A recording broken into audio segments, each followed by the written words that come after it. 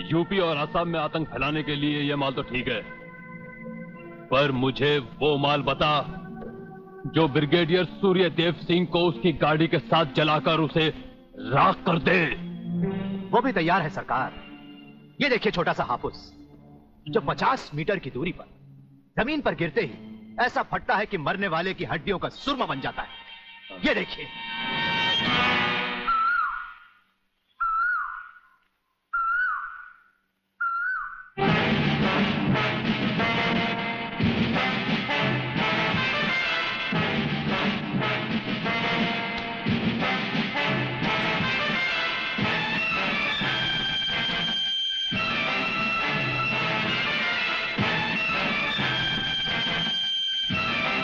कौन हो तुम? लगता है बब्बन मियां ने कल रात अपनी आंखों में सुरमा नहीं लगाया, जरा कम दिखाई देता है। ब्रिगेडियर सूर्यदेव सिंह? हाँ, ब्रिगेडियर सूर्यदेव सिंह। बब्बन मियां, हमें तो उसी के हाथों से मरना है जिसने हमें इस दुनिया में पैदा किया। तुम सब अपने आप को हमारे हवाले कर दो, वरना तुम्हारा बनाया हुआ आमों का बागीचा तुम सबका अपने हाथों से बनाया हुआ कब्रिस्तान बन जाएगा। तो आओ आगे और पकड़ लो मुझे, मगर इतना याद रखना कि जहां तुम खड़े हो उस पेड़ से लेकर मैंने अपने चारों तरफ माइंस बिछा रखी हैं। अगर इसके अंदर तुमने पैर रखने की भी कोशिश की तो तुम्हारे चीथड़े उड़ जाएंगे।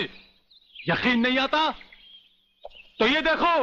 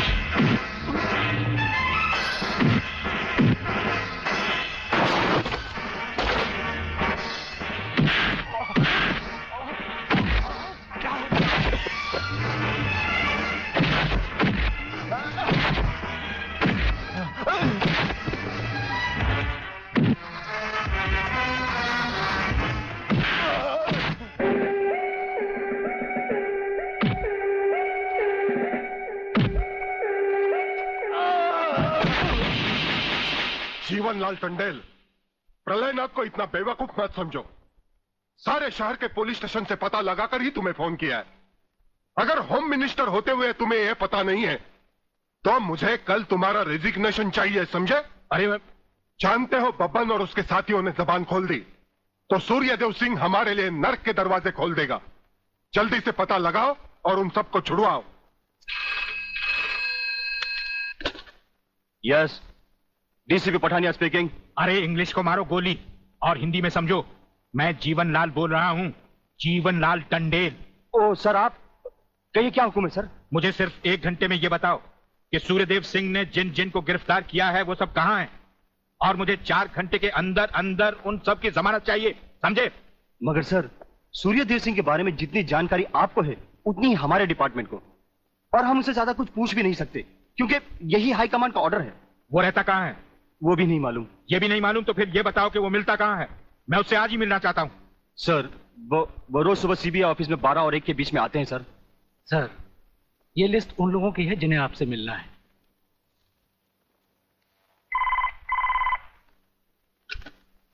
सर, मंत्री जी आपसे मिलना चाहते हैं। टंडेल का नाम है क्या इसमें? जी नहीं सर।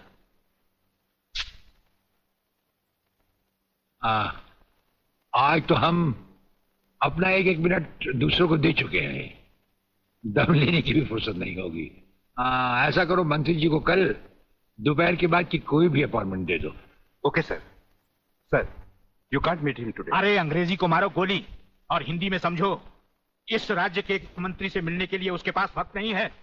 मैं पूछता हूं वो हमारी खाता है या हम उसकी? इसमें आपकी और हमारे खाने की बात कहां से आ गई? तो ये है ब्रिगेडियर।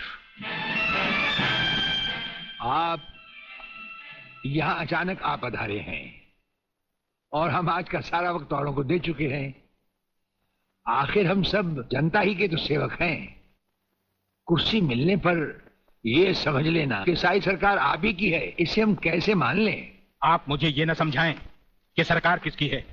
आप सिर्फ इतना समझिए कि आप एक सरकारी नौकर हैं और आपके सामने खड़ा हुआ ये इंसान इस राज्य का मंत्री है। खादी के कपड़े पहनने से और टोपी लगा लेने से कोई महात्मा गांधी नहीं बन जाता। और सुनिए, हमें नेताओं की भाषा ना तो पहले समझ आई थी और ना कभी आएगी। भाषा छोड़ो ब्रिगेडियर, मैं जो आपसे कहना। आपने जो कुछ भी कहना है कल कह लीजिएगा। आपकी अपॉइंटमेंट नोट करवा दी गई है। और एक बात ये भी याद रखिए कि हमसे बगैर अपॉइंटमेंट के कोई नहीं मिल सकता। और जहां तक हमारा ताल्लुक है, हम किसी से भी किसी वक्त भी कहीं भी मिल सकते हैं, हमारा जब दिल चाहे। शायद आपने वो लेटर नहीं पढ़ा जो सेंट्रल गवर्नमेंट ने आपको भेजा है। उसमें खास ऑर्डर है कि हमारे किसी भी काम में कोई भी दखल अंदाजी नहीं कर सकता। नमस्कार। नमस्कार।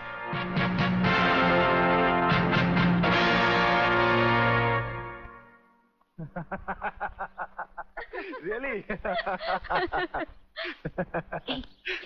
ओए, हाँ, गुड मॉर्निंग अंकल। अरे अंग्रेजी को मारो गोली और हिंदी में बात समझो। हिंदी में तुम ये बताओ, तुम्हारे पिता कहाँ हैं? पिताजी, अंकल तो ऊपर बैठे हुए हैं, आप ही का इंतजार कर रहे हैं। राधा, तुम्हारे पिताजी बड़े उखड़े हुए लगते हैं। लगता है there is something wrong in the ministry। अरे रॉन्ग हो या राइट, यही समझना होता तो मैं भी तुम्हारी तरह खादी के कपड़े पहन लेता। अरे सरकारी लेटर से मुझे क्या लेना देना। देखो, तुम अभी से इतने ढीले पड़ जाओगे तो पूरी सरकार को भारतवर्ष से कैसे खत्म करोगे? वो सिर्फ एक मिलिट्री ऑफिसर है और हमें पूरी मिलिट्री फोर्स के साथ लड़ना है। भूल जाओ सारी बातें और फाड़ दो वो लेटर। देखो, उसका ट्रांसफर ना हो तो ना सही, उसकी बातें हमें पता न चले तो न सही, लेकिन उसकी मौत का बंदोबस्त तो मैं कर सकता हूं। प्रलयनाथ, वो मर गया तो ये नेता भी कुर्सी समेत जल गया, समझो। वो मरेगा भी और तुम कुर्सी के साथ जियोगे भी। अब किसकी बारी है जनरल साहब? ब्रिगेडियर सूर्यदेव सिंह की। मारे जाने वाले पुलिस के उन शहीदों की याद में ये ज्योत बनाई गई है जिन्होंने कानून की रक्षा करते हुए अपने प्राणों की आहुति दी। आज के इस समारोह के मुख्य अतिथि माननीय मंत्री श्री जीवनलाल टंडेल हैं।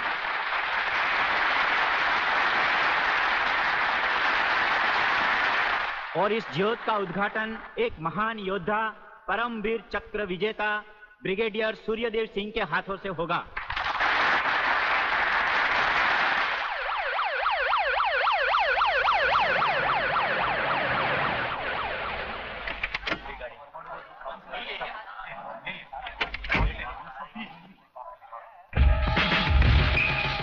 Welcome, welcome.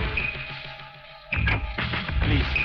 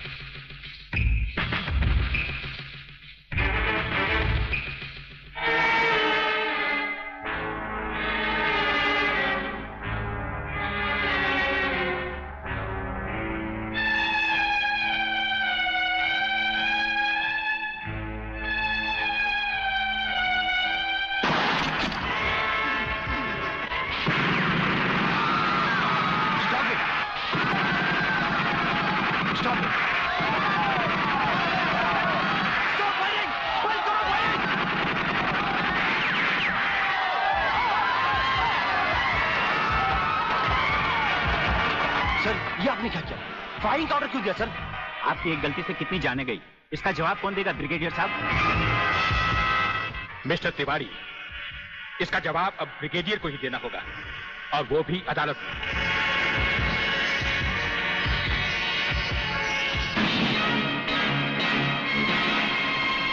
योर ऑनर, शहीद स्मारक पर हुए गोलीकांड के जिम्मेदार ब्रिगेडियर सूर्यदेव सिंह ही हैं। इन्हीं के कहने पर गोली चलाई गई, जिसमें कई बेगुनाह लोग मारे गए। अब मैं अदालत के सामने कुछ ऐसे गवाह पेश करूंगा जो इस हादसे को साबित कर देंगे। सबसे पहले मेरे गवाह हैं municipal councillor mister M.K. Tiwari.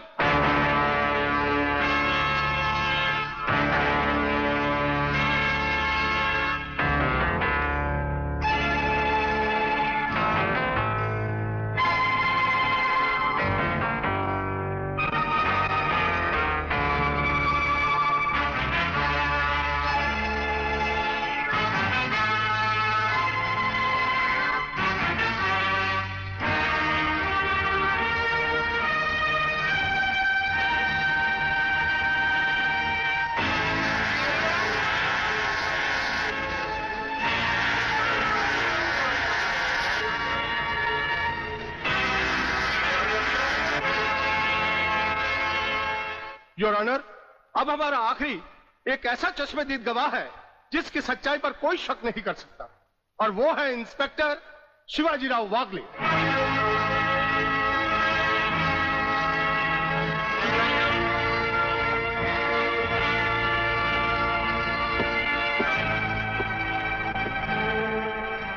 मैं गीता पर हाथ रखकर कसम खाता हूं, जो भी कहूंगा सच कहूंगा, सच के अलावा कुछ नहीं कहूंगा। जज साहब, शहीद स्मारक पर जो भी कुछ हुआ मेरी आंखों के सामने हुआ। मुझे इस बात का ताज्जुब है और अफसोस भी है कि ब्रिगेडियर सूर्यदेव सिंह जैसे जिम्मेदार और सुलझे हुए अफसर ने ऐसा कदम क्यों उठाया जिससे निर्दोष लोग मारे गए। इस हत्याकांड के जिम्मेदार ब्रिगेडियर सूर्यदेव सिंह ही हैं।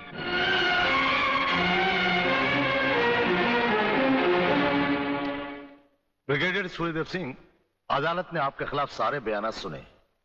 आप अपनी सफाई में कुछ कहना चाहेंगे या आपका कोई वकील है? हम अपनी डिफेंस खुद करेंगे, सिर्फ आपकी इजाजत चाहिए। इजाजत है?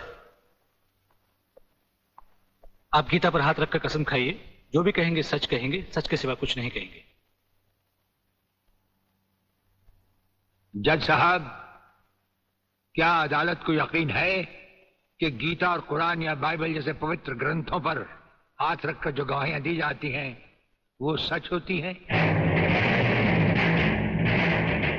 अगर इन कस्मों के बावजूद भी गवाह सच नहीं बोलता तो फिर अदालत में इन पवित्र ग्रंथों का अपमान किस लिए जज साहब?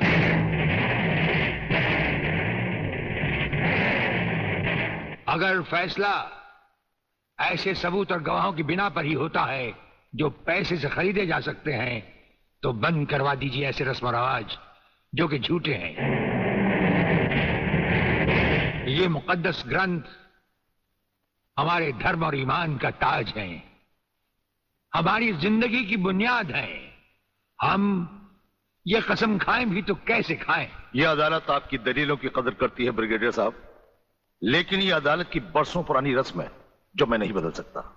तो फिर हम भी अपने जमीर के खिलाफ नहीं जा सकते, चाहे वो अदालत हो या जंग का मैदान। आप अपना फैसला सुनाकर अदालत की रस्म को पूरा कीजिए। तमाम सबूत और गवाहों के बयानात को मद्देनजर रखते हुए यह अदालत इस नतीजे पर पहुंची है कि शहीद स्मारक पर बेगुनाहों पर पुलिस ने गोली ब्रिगेडियर सूर्यदेव सिंह के कहने पर चलाई। इसलिए यह अदालत ब्रिगेडियर सूर्यदेव सिंह को 1 साल कैद की सजा सुनाती है।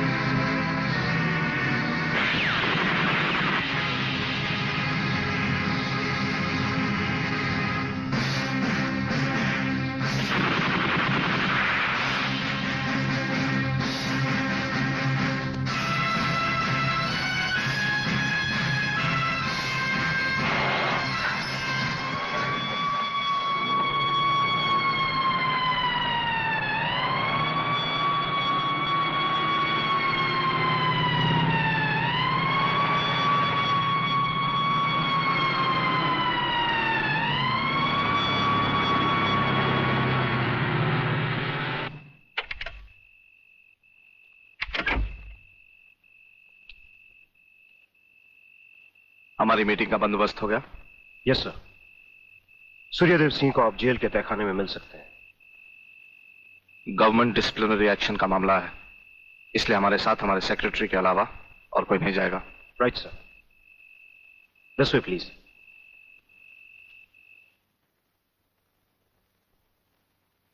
आप इधर उधर देखने की तकलीफ मत उठाइए मंत्री साहब, हम देख भी चुके हैं और सुन भी चुके हैं। यहाँ दीवारें तो हैं लेकिन इनके कान नहीं। आपका वागले से अलग हो जाना, वागले का भरी अदालत में आपके खिलाफ बयान देना, आपका गिरफ्तार होना भाई ये सब मेरी समझ में पूरी तरह से नहीं आया। इसलिए तो आपको हमने याद किया है। और जब कभी सुबह समझा जाता है तो इंस्पेक्टर वागले इसी तरह भेस बदल कर हमसे मिलने यहाँ आते रहते हैं।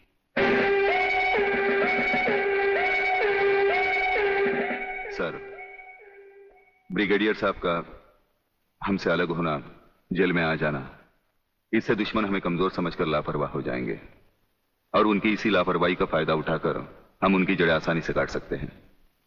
हम जिन जराइम की तलाश में हैं, उसकी कुछ जड़ें इस जेल की चार दीवारी में भी पैवस्त हैं। उन्हें ढूंढकर निकाल कर हमें खोदना होगा। और मंत्री साहब,